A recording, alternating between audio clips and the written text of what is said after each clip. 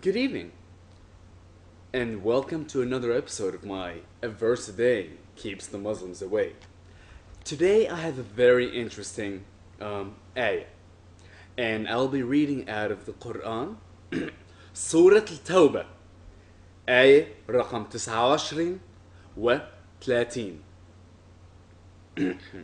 Fight those who do not believe in Allah, nor in the latter day, nor do they have prohibit what Allah and His Apostle have prohibited, nor follow the religion of truth out of those who have been given the book, until they pay the tax in acknowledgement of superiority, and they are in a state of subjection. Moving on. And the Jews say, Uzair is the son of Allah. And the Christians say, the Messiah, Al-Masih, is the son of Allah. These are the words of their mouths. They imitate the saying of those who disbelieved before. May Allah destroy them, how they are turned away. Lovely, isn't it?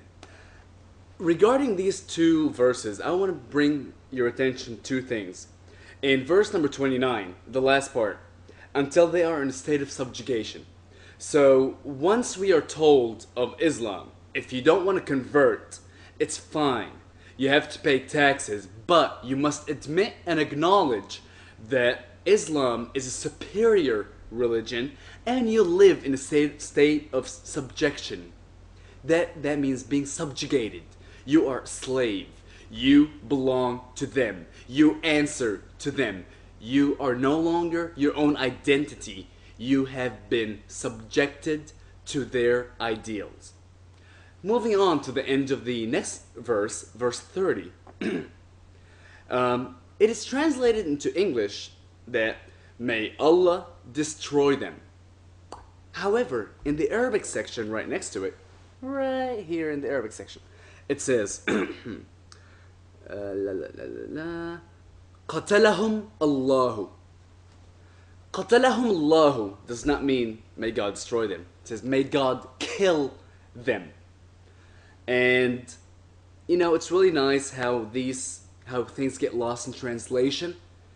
I'm sure somebody would argue with somebody trying to convert and say, hey, may God destroy these bad thoughts, that thinking that the Messiah is the son of God or Uzair is the son of God. But actually, I'm not even sure who Uzair is, so that's probably something they made up.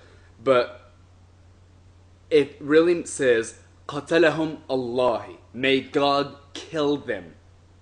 And if somebody wants to argue this with me, I would like to see just a single one Arabic-speaking Muslim tell me how this has been translated this way and why it's not translated properly.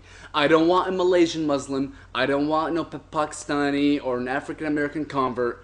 I want a real native Arabic speaking Muslim. Just to tell me, why is it not translated properly, and why must God kill others if they believe differently? That's all for today. Thank you.